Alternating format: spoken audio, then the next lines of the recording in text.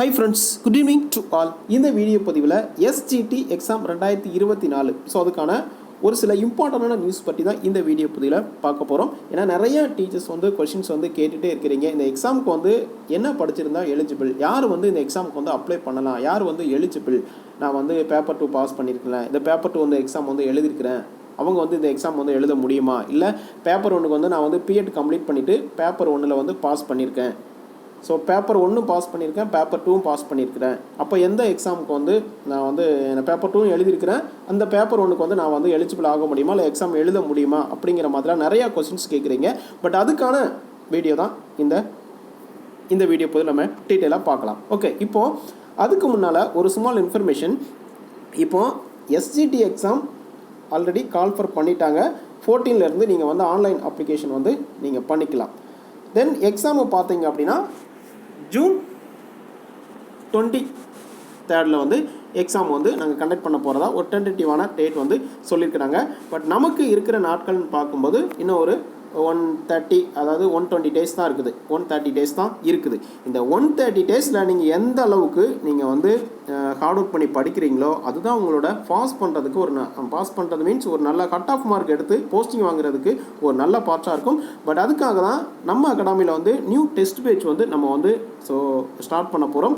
இது test page பார்த்தீங்க அப்படின்னா 6 to 12th லெவலில் ஃபேஸ் பண்ணியிருக்கோம். ஏன்னா நம்ம 6 to 12th வரைக்கும் நம்ம படித்தா மட்டும்தான். இப்போ பேப்பர் 2 பார்த்தீங்க அப்படின்னா டிகிரி லெவல்.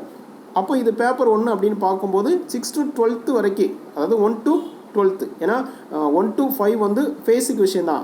அதை நீங்கள் ஜஸ்ட்டு 1 or 2 டைம்ஸ் நீங்கள் ரீட் பண்ணாலே அது ஈஸியாக உங்களுக்கு அண்டர்ஸ்டாண்ட் ஆயிரும். ஆனால் மார்க் ஸ்கோர் பண்ணுறத பார்ட் அப்படின்னு பார்க்கும்போது 6 to 12th தான். இந்த 6 to 12th Tamil, social science இந்த 3 பார்ட்டுமே 6 to 12th கம்பல்சரி நீங்கள் படித்தே ஆகணும். அதில் சயின்ஸை பொறுத்த வரைக்கும் இம்பார்ட்டண்டான ஒரு சில டாபிக் மட்டும் ஸோ நம்ம அந்த டெஸ்ட் பேஜ் கொஷின்ஸ்லேயே உங்களுக்கு ஆட் ஆயிரும். பட் இங்கிலீஷ் அண்ட் மேக்ஸை பொறுத்த வரைக்கும் 6 to 10th வரைக்கும் நீங்கள் ஸோ பார்த்தாலே போதுமானதாக இருக்கும். நல்ல மார்க் அப்படிங்கிறது ஸ்கோர் பண்ணிடலாம். பட் நம்மளோட test page 6 to 12th face பண்ணி இருக்கும். டோட்டல் நம்பர் ஆஃப் டெஸ்ட் பார்த்தீங்க அப்படின்னா உங்களுக்கு 47 டெஸ்ட் வரும். அது கிளாஸ் வைஸ் இருக்கும், ரிவிஷன் டெஸ்ட் இருக்கும், ஃபுல் மார்க் டெஸ்ட் இருக்கும். டோட்டலாக 47 டெஸ்ட் இருக்கும். டோட்டல் நம்பர் ஆஃப் கொஸ்டின்ஸ் பார்த்தீங்க அப்படின்னா 9000+ கொஸ்டின்ஸ் நீங்கள் அந்த டெஸ்ட்டுக்கு ஸோ முடியும் போது, அதாவது கம்ப்ளீட் ஆகும்போது நீங்கள் 9000+ கொஸ்டின்ஸ் நீங்கள் அட்டன் பண்ணுவீங்க. இந்த 9000 கொஸ்டின்ஸும் நீங்கள் நல்லா அனலைஸ் பண்ணி நீங்கள் படித்தாலே அடித்து சொல்கிறேன் உங்களால் இந்த செகண்ட் கிரேட் டீச்சர் போஸ்டிங் அப்படிங்கிறது நல்ல மார்க் எடுத்து உங்களால் ஸ்கோர் பண்ண முடியும். இந்த 128 டேஸ் ஸ்டடி பிளானை நீங்கள் கரெக்டான வேயில் இந்த ஷெட்யூல் வைஸ் நீங்கள் ஃபாலோ பண்ணி நீங்கள் படிச்சிங்க, இந்த டெஸ்ட் பேஜ் அட்டன் பண்ணிட்டீங்க அப்படின்னா அடித்து சொல்கிறேன் உங்களால் ஈஸியாக இந்த 2024 செகண்ட் கிரேட் டீச்சராக அஸ் ஏ கவர்மெண்ட் டீச்சராக போஸ்டிங்கில் இருப்பீங்க. ஓகே, ஸோ இதுக்கான டீட்டெயில்ஸ் எல்லாமே இந்த வீடியோட டிஸ்கிரிப்ஷனில் இருக்குது. அதை ஃபாலோ பண்ணி நீங்கள் வில்லிங்காக இருக்கிறவங்க ஜாயின் பண்ணிக்கலாம். ஸோ இது எப்போ ஸ்டார்ட் ஆகுது அப்படின்னா 18 to 2024 18ஆம் தேதி இந்த டெஸ்ட் ஸ்டார்ட் ஆகுது. க்ளோசிங் டேட் ஆஃப் ரெஜிஸ்ட்ரேஷன் அப்படின்னு பார்க்கும்போது 15/2/2024 ஸோ 2024 வரைக்கும் நீங்கள் ஸோ ஜாயின் பண்ணிக்கலாம். அதுக்கான டீட்டெயில்ஸ் எல்லாமே இந்த வீடியோட டிஸ்கிரிப்ஷன் இருக்குது. அதை ஃபாலோ பண்ணி நீங்கள் ஜாயின் பண்ணிக்கலாம். இந்த டெஸ்ட் பேட்ச் அப்படிங்கிறது ஏன்னா இதில் ஒரு நாள் நீங்கள் மிஸ் பண்ணாலும் கூட இந்த ஷெடியூலை நம்ம கரெக்டான வேலை ஸோ கொண்டு போக முடியாது. ஏன்னா 128 டேஸ் 128 நாளுக்கு இந்த ஷெடியூல் கரெக்டாக நம்ம போட்டிருக்கிறோம். இதில் இந்த ஷெடியூலை கரெக்டாக ஃபாலோ பண்ணால் மட்டும்தான் உங்களால் ஈஸியாக மார்க் அப்படிங்கிறது ஸ்கோர் பண்ண முடியும். ஸோ வில்லிங்காக இருக்கிறவங்க இந்த வீடியோட டிஸ்கிரிப்ஷன் ஆல் டீட்டெயில்ஸுமே இருக்கும். அதை ஃபாலோ பண்ணி நீங்கள் ஜாயின் பண்ணிக்கலாம். ஓகே, இப்போது இந்த செகண்ட் கிரேட் டீச்சருக்கு எலிஜிபிள் யாரெல்லாம் எலிஜிபிள் அப்படின்னு பார்த்தீங்க அப்படின்னா, ஏன்னா இப்போ நிறையா இது பேப்பர் 1ல் எலிஜிபிள் டெஸ்ட்டில் பார்த்தீங்க அப்படின்னா பிஎட் முடித்தவங்க, அதாவது பேப்பர் 1 எக்ஸாம் எழுதலாம் அப்படிங்கிற மாதிரி எலிஜிபிள் டெஸ்ட்டில் சொல்லியிருந்தாங்க. அப்படி சொல்லும்போது அவங்க நிறைய பேர் பிஎட் கம்ப்ளீட் பண்ணிவிட்டு பேப்பர் 1 எக்ஸாம்பிள் நிறைய டீச்சர்ஸ் ஸோ பாஸ் பண்ணியிருக்கிறாங்க. தென் இப்போ என்ன அப்படின்னா இந்த அப்பாயின்மெண்ட் எக்ஸாமுக்கு பிஎட் நாட் குவாலிஃபிகேஷன், நீங்கள் எலிஜிபிள் இல்லை, ஓவர் குவாலிஃபிகேஷன் அப்படின்னு ரீசெண்டாக பார்த்தீங்க அப்படின்னா கோர்ட்லேருந்து ஆர்டர் அப்படிங்கிறது ஸோ சொல்லியிருந்தாங்க.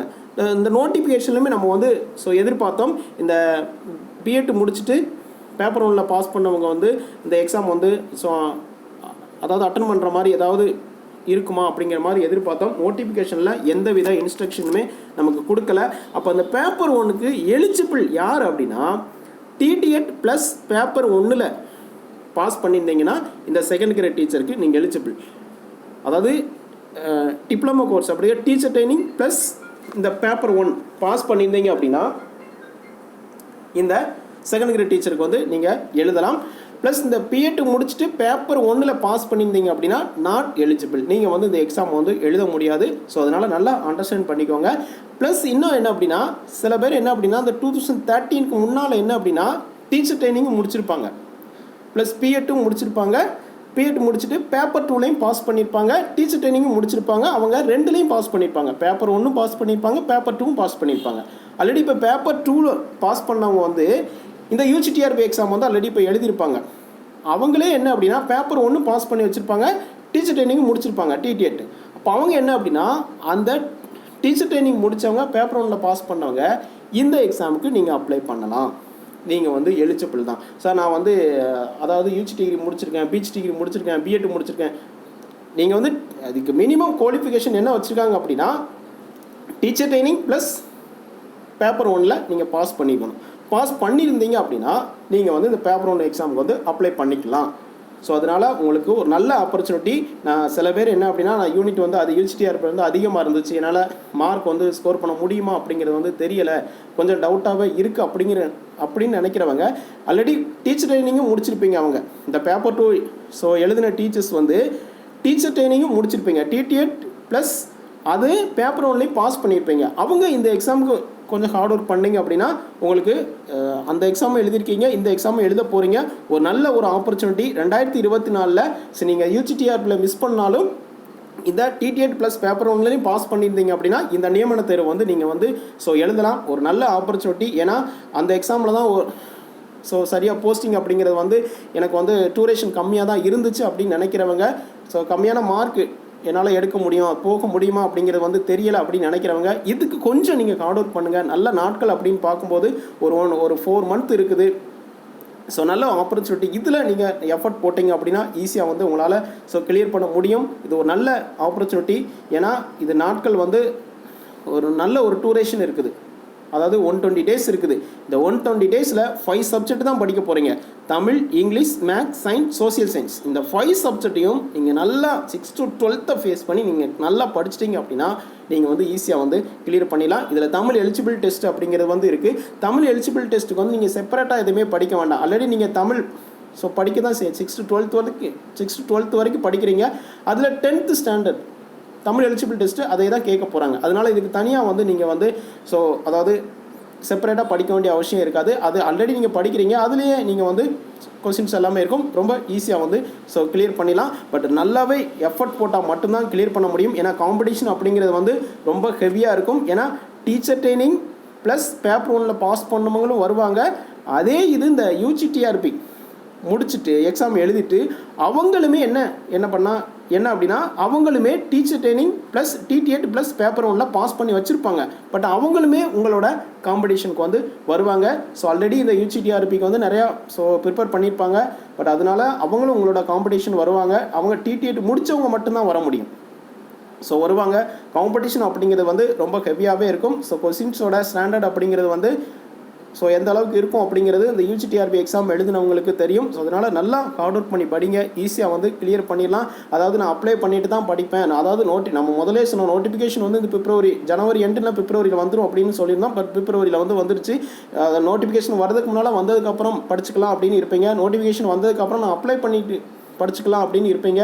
பட் இதை நீங்கள் மிஸ் பண்ணிட்டீங்க அப்படின்னா இனிமேல் இந்த எக்ஸாம் வருமா வராதா அப்படிங்கிறது வந்து ஒரு கொஷின்ஸ் மார்க் தான். இவ்வளோ வேக்கன்சி இருக்குமா அப்படிங்கிறதும் ஒரு கொஷின்ஸ் மார்க் தான். பட் வேக்கன்சி வந்து இந்த வேக்கன்சியோட கம்ப்ளீட் ஆகாது. வேக்கன்சி அப்படிங்கிறது இன்னும் இன்க்ரீஸ் ஆகும்.